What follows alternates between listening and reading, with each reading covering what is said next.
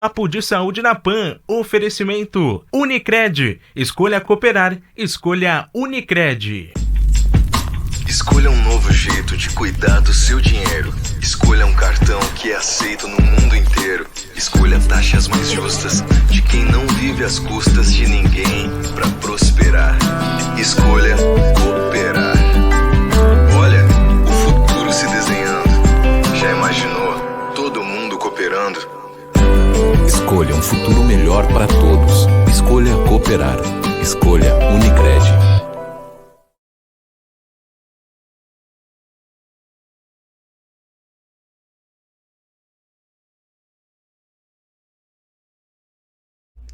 Olá, sejam todos bem-vindos e bem-vindas a mais um Papo de Saúde na PAN.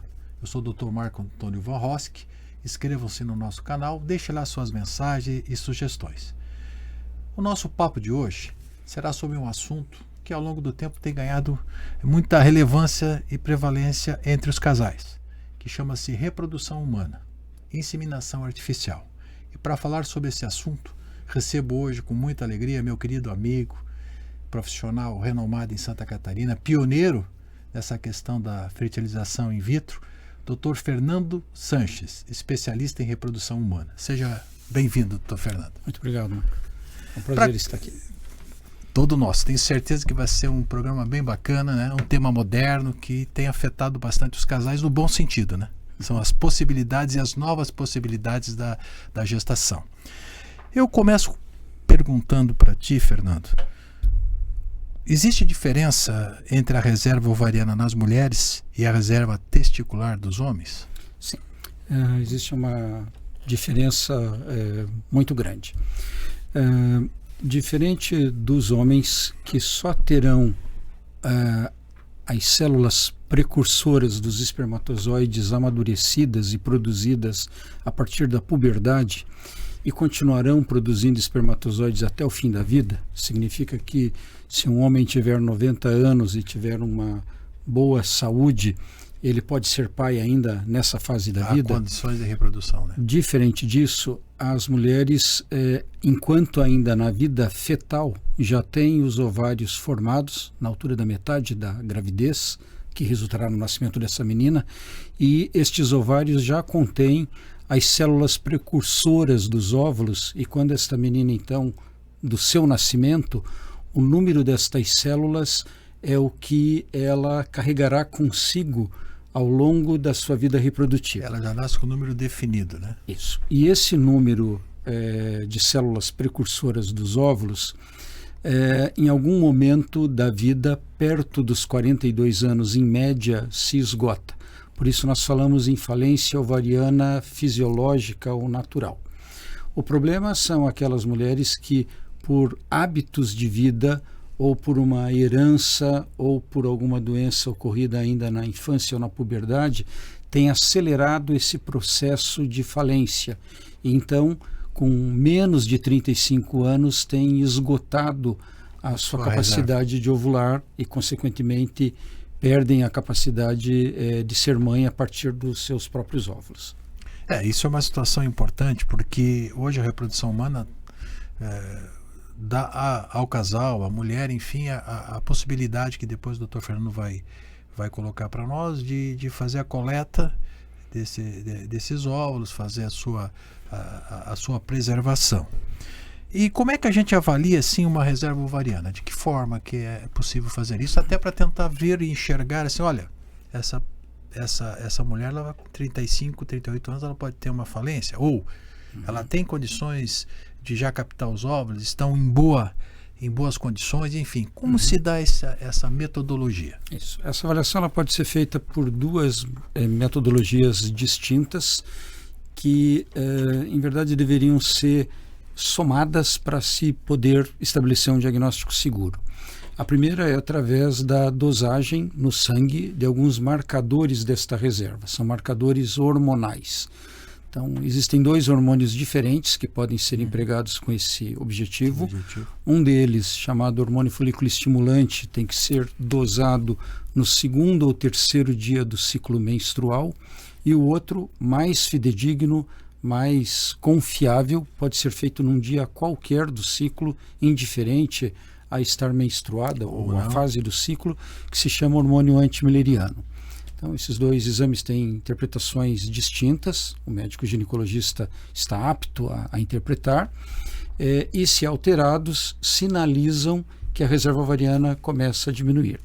Outro exame bastante confiável é um exame de imagem, que é a ultrassonografia, feita por via vaginal, que para avaliar a reserva ovariana precisa ser feita entre o 3º e o 5º dia do ciclo, ou seja, no final da menstruação, e através dessa metodologia, o médico realizador do exame, geralmente um ginecologista ou um ultrassonografista, um radiologista, ele faz a contagem do número de folículos antrais.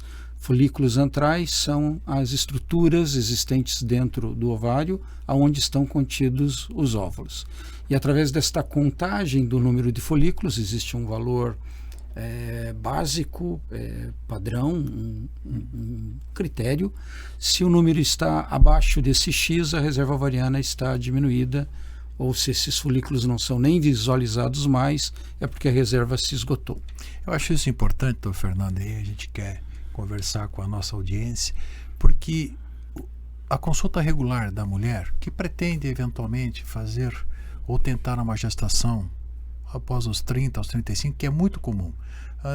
Há muitos anos atrás, com 18, 19, 20 anos, a mulher já gestava, já tinha filhos, enfim. Hoje, pela própria evolução e, graças a Deus, a mulher tem tantas atividades que muitas vezes ela opta por fazer o seu ciclo gestacional num período mais à frente, né? Depois dos 30 ou até 35, né? Ou às vezes até mais. Então, a orientação seria, essas pacientes que têm essa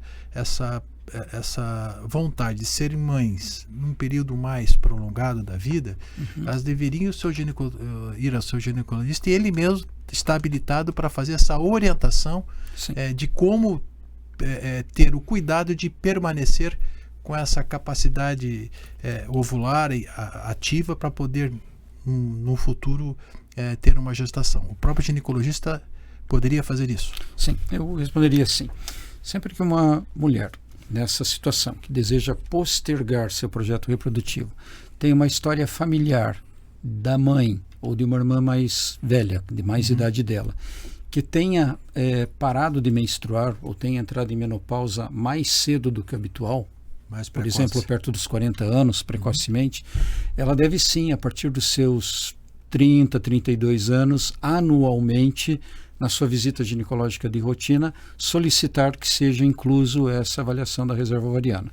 E o próprio ginecologista, nas consultas rotineiras, se ele se apercebe num exame de imagem de ultrassom feito para uma outra finalidade, que esta reserva de folículos ovarianos já está menor do que se esperaria para aquela idade, possivelmente passa a tomar a decisão de anualmente fazer a repetição e o controle desse marcador. Eu acho importante, para que a gente seja assim, bem claro e objetivo, que a mulher tem condições de fazer o controle, a avaliação e prevenir, e fazer a sua prevenção para ter uma gestação no futuro, fazendo e tendo esses cuidados que o Dr. Fernando está colocando. Quer dizer, é interessante, então sempre depois de uma determinada idade, a mulher que não tem filhos se ter incluso a verificação, a avaliação da reserva ovariana. Da reserva ovariana. Eu acho isso uma situação bastante importante, porque às vezes as pessoas não se apercebem disso, né? E tendo esse conhecimento, a mulher se sente mais segura até para que no futuro ela possa ter a sua gestação no período em que ela achar o mais adequado. Uma outra questão, assim, questão de hábitos. Sabe que a saúde tem muito a ver com os hábitos que a gente tem, né? Tanto o homem como a mulher, né? O que pode acelerar o esgotamento dessa reserva ovariana? Então, tem alguma estratégia para a gente tentar manter essa reserva? O que poderia ser feito para que a mulher tenha uma qualidade de reserva ovariana melhor? Está relacionado com os hábitos também? Isso. O ponto mais importante dos distintos motivos que podem acelerar a falência ovariana, ou seja, fazer com que esse esgotamento se dê mais cedo do que esperado, são motivos hereditários, ou seja, se a história familiar, como eu disse há pouco, contempla a informação de que a mãe parou de menstruar precocemente, ou uma irmã de maior idade também, deve-se ficar atento para essa possibilidade vir a ocorrer naquela determinada mulher. Porém, existem alguns hábitos de vida que independem da história hereditária, que podem acelerar esse processo que é natural. E 2 deles se destacam. O tabagismo, ou seja, fumar cigarros. Esse é um processo que começado cedo e continuado, está comprovado estatisticamente de que acelera-se esse processo da falência. E o consumo elevado de cafeína, ou seja, não se está estabelecido com exatidão esta quantidade, mas parece que consumir mais de 300 ml por dia por muitos anos se correlaciona com esse esgotamento mais cedo. Então, bons hábitos seriam aconselhar não fumar e consumir café moderadamente. Até porque o fumante normalmente está associado ao maior consumo de café, pelo menos o que a gente vê no dia a dia da nossa vida. E fumar, né, doutor Fernando?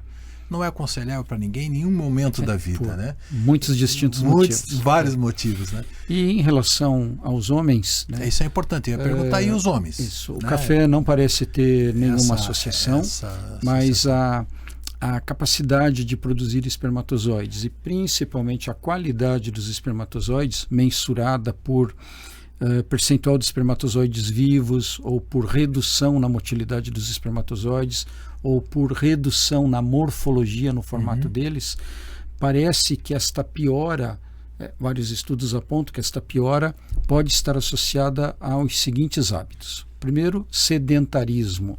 Segundo, sobrepeso. Ou seja, o homem que também posterga seu projeto de ser pai deve ter ciência de que estar com sobrepeso e ser sedentário contribui para a piora da qualidade do seu ejaculado. Outros fatores da vida moderna que têm este vínculo. O tabagismo, tal como na mulher, não parece ter vínculo no consumo de café no homem, mas o consumo de bebidas, particularmente as destiladas, cronicamente, diariamente, tem correlação com piora na qualidade do ejaculado. E hábitos da vida moderna que não são bem-vindos e que têm uma repercussão negativa. Vamos falar do celular, provavelmente. Isso. É o uso do telefone celular no bolso da calça, perto da bolsa escrotal. Também é um mau hábito usar um notebook ou laptop no colo. Comum a gente ver em aeroporto esse tipo de situação, né? Sempre estamos falando aqui naquilo no mau hábito regular. Né? Mas tanto a bateria do telefone celular como a bateria do laptop, por aumentarem a temperatura nesta região e terem ondas eletromagnéticas, se correlacionam com piora na qualidade do ejaculado. Então não é um bom hábito usar telefone celular no bolso da calça. Então para os homens aqui fica essa observação e mensagem, né?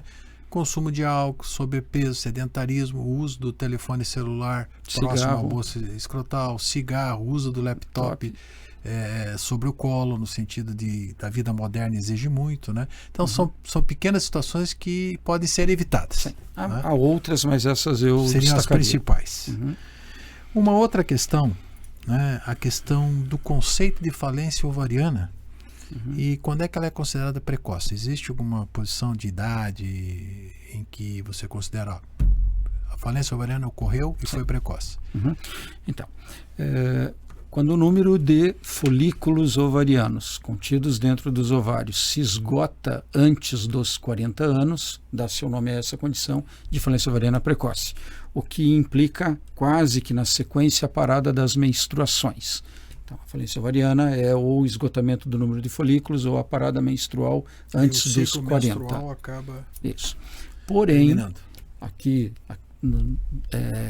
no que nos recomenda aconselhar, deve-se fazer, sempre que se tem esse projeto de postergar a gestação além dos 35, 36 anos, e isso, dado a todas as mudanças da vida moderna, cada vez é mais frequente, deve-se atentar, como falávamos anteriormente, para o acompanhamento desta reserva ovariana já desde os 30, 32 anos e anualmente seguir com esse acompanhamento, que não precisa ser tão rigoroso, essa reserva é bem alta, mas se já se percebe que ela vem diminuindo, acompanhar anualmente, pois se ela vier diminuindo rapidamente e o projeto de engravidar não é para tão breve, estratégias devem ser consideradas para conservar, guardar a reserva que ora existe antes que ela se esgote. Eu penso que daqui a pouquinho nós poderemos falar sobre isso. Agora que eu quero entrar nesse assunto, nós fizemos primeiro um apanhado geral dessas questões da fertilidade humana, né? Da parte conceitual, né? E agora a gente vem para uma situação muito importante, que chama-se o seguinte: a vida moderna, como o Dr. Fernando já colocou, fez com que as mulheres tivessem uma prole menor, né? O número de gestações, às vezes tem casais que têm 1 filho, 2 filhos, né? E também a idade em que isso ocorre normalmente está se decalando mais, 35, 36, até 38, até 39. A gente vê mulheres com 45 fazendo inseminação artificial. Então eu quero entrar nessa questão agora, que é uma questão que eu acho bastante interessante o Dr. Fernando nos esclarecer e nos orientar. Como se realiza o congelamento de óvulos e quando essa estratégia é indicada? Então, quando indicar o congelamento? E como ele é dado? Como se faz, digamos assim? É importante, então, lembrar que as células relacionadas com a fertilidade, que nós chamamos de gametas, ou seja, tanto o gameta masculino, que é o espermatozoide, como o gameta feminino, que é o óvulo, podem ser criopreservados, ou seja, congelados, ou seja, preservados a frio. As técnicas de congelamento de espermatozoides, elas existem há mais de 100 anos. Desde o final da Primeira Guerra Mundial já se dominavam as técnicas, as estratégias para congelamento de sêmen. E sêmen, né, espermatozoides, podem ser congelados não por causa do aumento da idade, pois, como aqui já dito, um homem pode, tendo uma saúde reprodutiva boa, ter produção de sêmen até o final da vida.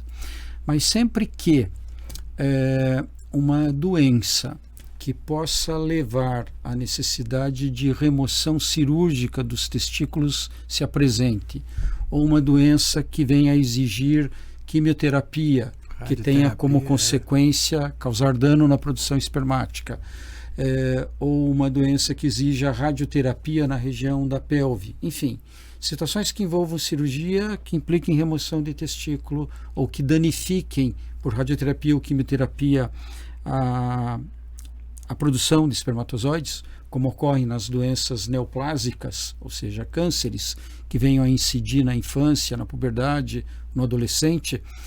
Antes da realização de cirurgia ou dessas terapêuticas complementares, quimio e radioterapia, é possível, a partir do ejaculado do menino, do adolescente, do homem jovem, congelar esses espermatozoides. E se, advindo desta cirurgia, desses tratamentos, venha a ele no futuro não ter mais produção espermática, ele tem reservado.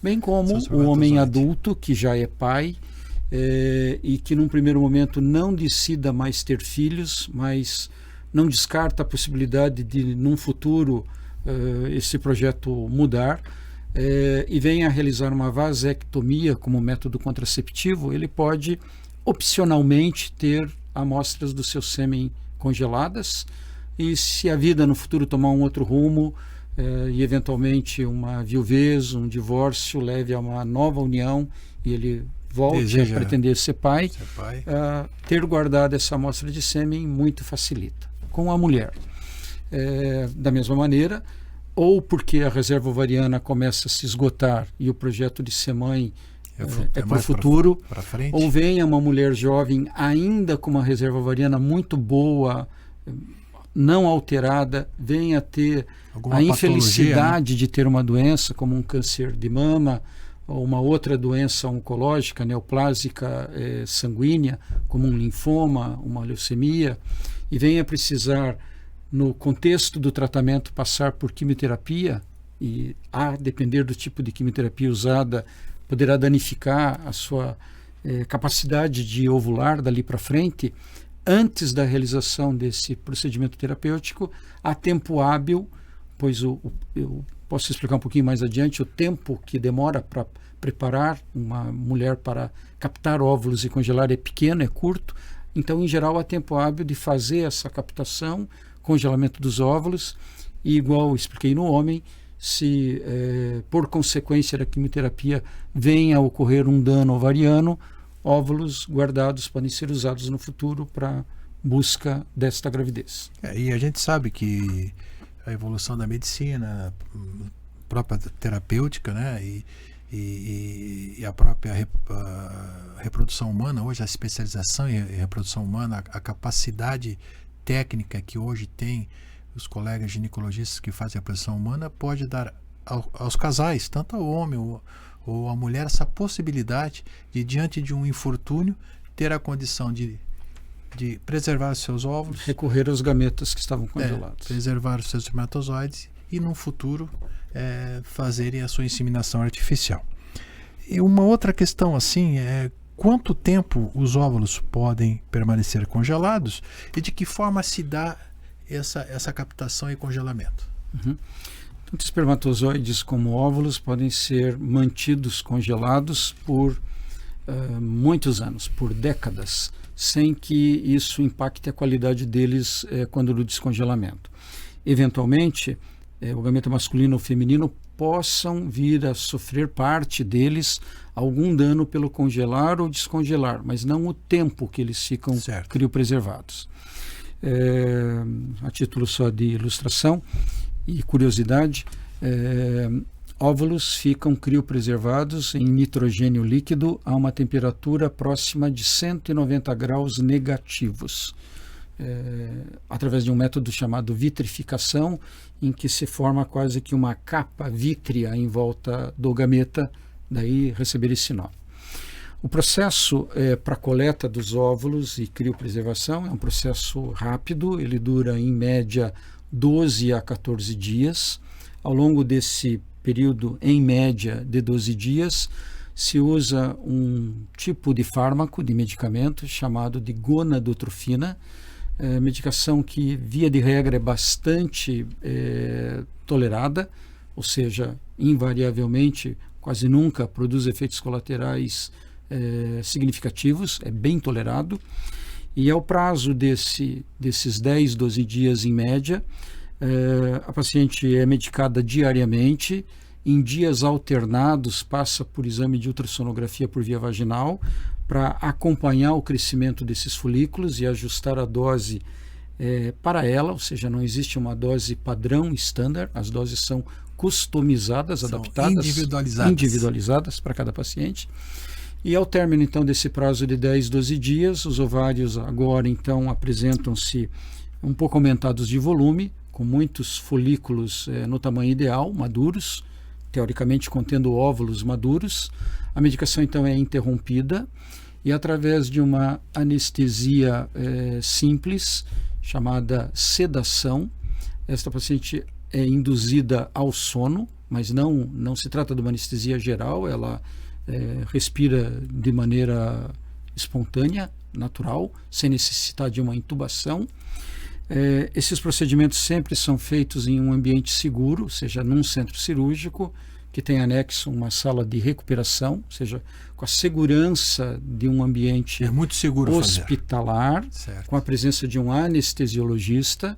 É feita esta anestesia mais simples, e agora, então, sem sentir nenhuma dor, porque dormindo, guiada por um ultrassom vaginal, uma agulha cuidadosamente atravessa a parede vaginal, com muita segurança é identificado os ovários. Essa agulha, então, introduzida dentro de cada ovário, permite a aspiração desses óvulos. que são muito rapidamente após a coleta transferidos para o laboratório que está anexo ao centro cirúrgico, e cerca de 2 horas depois da aspiração eles já são congelados. O congelamento dos espermatozoides, que se dá também por uma metodologia parecida, implica na coleta deles através do ejaculado. Certo. Em que pese, existem certas situações que espermatozoides podem ser removidos cirurgicamente de dentro da bolsa escrotal e serem congelados também. O importante, né, doutor Fernando, é que esse tipo de procedimento é seguro, é efetivo e garante que o casal, no futuro, quando desejar, tem essa condição de fazer essa inseminação artificial. O importante é a segurança e a certeza de que há uma qualidade na coleta e esses ovos ou espermatozoides terão qualidade de fertilização no futuro. Isso. Aqui, permita-me só fazer um esclarecimento. O que o método nos assegura ou nos dá a forte expectativa é de que, ao serem criopreservados, possam esses gametas, espermatozoide e óvulo, serem usados no futuro na tentativa, e estatisticamente ela é alta, o índice de sucesso, de que agora esses espermatozoides possam ser usados ou para uma inseminação intrauterina ou para a fertilização dos óvulos em laboratório.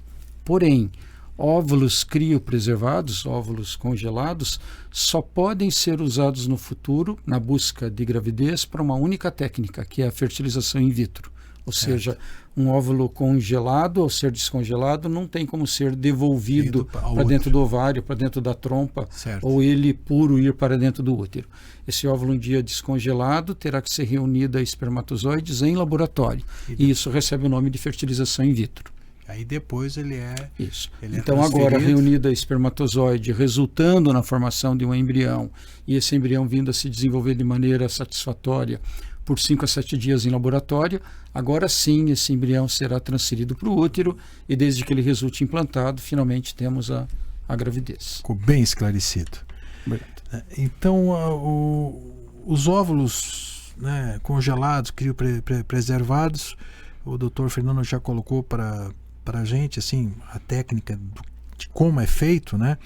E essa gravidez futura, ela sempre se dá a partir desses óvulos previamente congelados, como o Dr. Fernando colocou, quer dizer, congela, retira, fertilização em laboratório in vitro, também chamada fertilização in vitro, seguido da transferência para o interior do útero. E como é que lá no laboratório, assim, Dr. Fernando, você avalia a qualidade? Qual óvulo que eu vou usar? Uhum. Estamos assim, mais na parte feminina, né? Porque tem a parte masculina dos gametas também, né? Masculino. Mas assim, ali, como é que eu sei qual é o óvulo mais adequado para mim tentar fazer essa fertilização in vitro? Essa avaliação se dá pela morfologia desse gameta, ou seja, do óvulo. O óvulo, então, agora analisado sob visão de um microscópio potente, que amplifica a imagem dele em no mínimo 400 vezes, permite-se estudar esta morfologia. Considera-se que um óvulo não é de boa qualidade quando esta morfologia é significativamente alterada. Existem critérios técnicos para avaliá-la. Ou se esse óvulo é fragmentado, ou se ele começa a se degenerar nas primeiras 2 horas após a coleta. De outro lado, um óvulo que não degenera, que tem o aspecto morfológico íntegro, que é maduro, é considerado de boa qualidade, é congelado e, ao ser descongelado, em geral, sobrevive esse processo e resulta fertilizado. O importante é a gente deixar bem claro que o especialista ele tem todas as condições de avaliar qual é de avaliar. Né, técnica, tudo, qual é o óvulo que é o mais, ou os óvulos que serão os mais adequados para essa fertilização. Sim. Por que eu estou conversando assim, doutor Fernando? Para que as pessoas entendam que a evolução, né, da fertilização in vitro, ela foi evoluindo, e o doutor Fernando acho que foi um dos pioneiros, ou o pioneiro em Santa Catarina nesta técnica, né, para passar para as mulheres, para os casais, que hoje há muita segurança, né? No sentido de que essa gravidez possa ocorrer quando for a necessidade do casal ou a decisão do casal, com toda a segurança e técnica que ao longo do tempo acho que foi evoluindo, né? E cada vez, e vai evoluir ainda mais, né, doutor Fernando? Então, eu vou lhe passar uns números que ajudam a entender um pouco melhor isso, né? Quando um homem opta por ter captado a partir do seu ejaculado, a separação dos seus melhores espermatozoides para serem congelados, desde que se tenha congelado, e em geral se tem, quando não há nenhum problema na fertilidade dele, 5 milhões de espermatozoides, ou seja, ao descongelar uma amostra de sêmen congelado, se resulte 5 milhões de espermatozoides vivos e móveis, é possível alcançar a gravidez através de uma inseminação intrauterina, ou seja, colocar esses espermatozoides dentro do útero no dia em que a parceira, a esposa deste homem, esteja ovulando. Porém, se esse número for menor do que 5 milhões, e mesmo que ele seja muito pequeno, como apenas centenas de espermatozoides, não estamos nem falando de milhares, ainda assim é possível alcançar a gravidez a partir de um número bem pequeno de espermatozoides, porém por uma outra técnica, não por inseminação artificial, agora microinjetando um único espermatozoide dentro de um óvulo em laboratório, através da técnica chamada fertilização in vitro. Portanto, após um descongelamento de uma amostra seminal, mesmo que o número de espermatozoides vivos e móveis seja bem pequeno, há ainda a possibilidade de se alcançar a gravidez. Em relação aos óvulos, mulheres não produzem centenas, milhares de óvulos, produzem unidades, né? Ou seja, um processo de aspiração de óvulos dos ovários, em geral, ainda mais numa mulher que já esteja com a falência ovariana diminuída, resulta na captura de um número pequeno, ou seja, unidades de óvulos. Então, a consideração aqui a ser feita é, estatisticamente, qual é o número ideal de óvulos que se deve ter congelado, criopreservado, para que a partir deste número mínimo, estatisticamente, se tenha bom prognóstico de alcançar uma gravidez. O número é 10. Vários estudos demonstram que a partir de 10 óvulos maduros congelados, invariavelmente se consegue um bom embrião que resulte implantado. Logo, suponha uma determinada mulher, agora com 34 anos, tome a decisão de criopreservar os seus óvulos e se consiga aspirar 7 e criopreservar 7 óvulos. Isso basta para que ela alcance gravidez? Pode bastar, pode ser que entre esses 7, após o descongelamento, se alcance um bom embrião. Mas se formos seguir um padrão, um protocolo, recomendarmos um número, o ideal é que se tenham 10. Razão pela qual não é incomum uma mulher que já tem uma reserva ovariana bastante diminuída fazer 2, 3 coletas para somar e alcançar este número igual a 10, que não é obrigatório, mas é prudente. Bom, doutor Fernando, o papo está muito bom, e quando o papo é bom, a gente vai olhar no horário e já estamos chegando ao final do nosso programa. Mas eu gostaria, doutor Fernando, que o senhor deixasse uma mensagem no sentido, principalmente, desses casais que querem engravidar no futuro, ou que tiveram alguma situação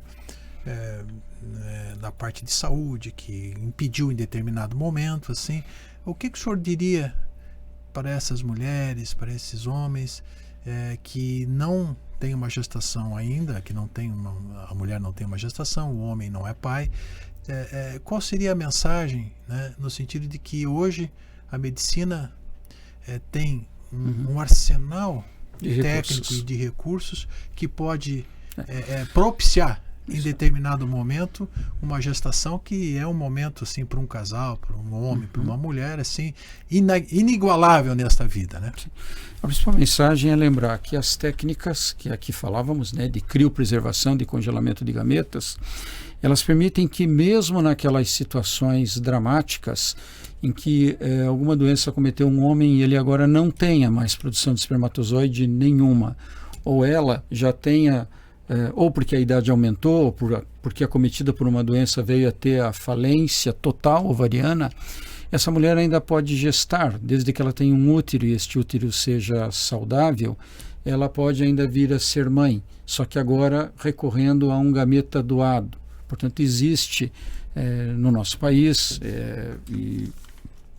francamente à disposição, os bancos de óvulos e os bancos de sêmen, ou seja, uma mulher que tem a sua capacidade de ovular já esgotada, ela pode recorrer a uma clínica de reprodução assistida e com toda a ética, com todo o sigilo, com toda a segurança, ter identificado uma doadora anônima de óvulos, então tal como o EMOSC recebe no dia a dia voluntários que doam sangue, bancos de óvulos captam óvulos de doadoras jovens, saudáveis, férteis, e esses óvulos criopreservados, congelados, um dia são destinados a alguém que não mais os tenha.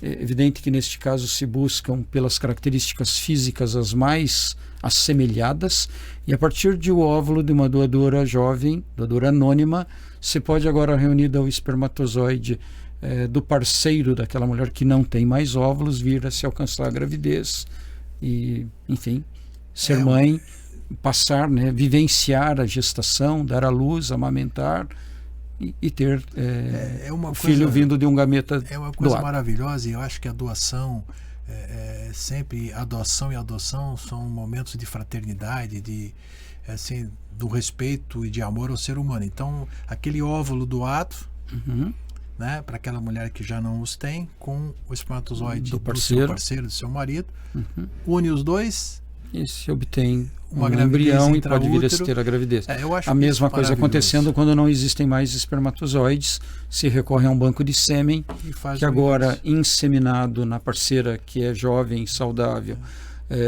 ou reunido em laboratório com o óvulo dela, leve. Quantas possibilidades de felicidade nos traz essa evolução da medicina, que é em todos os setores, mas nesse setor de reprodução humana, assim, trouxe, ao homem, à mulher, aos casais, ou às pessoas a mulher que quer engravidar, possibilidades que há 30 anos, 40 anos atrás nem se pensariam, nem havia uma possibilidade de se pensar exatamente desta forma. Há 45 anos nasceu a primeira criança na Inglaterra por técnicas de fertilização in vitro. Muito bem. É recente, né? Recente. Pegar a história da humanidade. E as primeiras gravidezes a partir de óvulos congelados, elas estão registradas a partir do ano 2000, 2001. É mais recente ainda. Mais recente ainda, um pouco mais de 20 anos. Doutor Fernando, agradecendo a sua presença aqui, uma satisfação. Foi um bate-papo muito gostoso. Eu acho que não é interessante, eu acho que ele é uma informação importante tanto para o homem como para a mulher, no sentido da reprodução humana e das possibilidades em que nós temos hoje de ter uma gestação, mesmo mais tardia ou diante de alguns infortúnios que a vida possa nos trazer em termos de saúde. Então, gostaria que o senhor deixasse sua mensagem final e já vou lhe agradecendo aí mais uma vez pela sua presença. Mais uma vez, muito agradecido pela oportunidade, e a principal mensagem é desta atenção com a reserva ovariana. Nos últimos 20 anos, por razões vinculadas à mudança de mercado de trabalho, de escolaridade, de se pós-graduar, é um fenômeno mundial, o atrasar, postergar a primeira gestação e as eventuais gestações subsequentes, que cada vez as famílias são menores. Logo, a principal mensagem é: procure, você, mulher, estar atenta à sua reserva ovariana. Cuidar do e seu se ovário. Perceber que ela vem diminuindo, considere guardar seus óvulos. Lhe agradeço muito, doutor Fernando, pela sua participação, e a você que nos acompanhou, meu muito obrigado. Espero que vocês tenham gostado. Mais uma vez peço que inscrevam-se no nosso canal, deixe lá suas mensagens e sugestões de tema. Muito obrigado e até o próximo Papo de Saúde na PAN.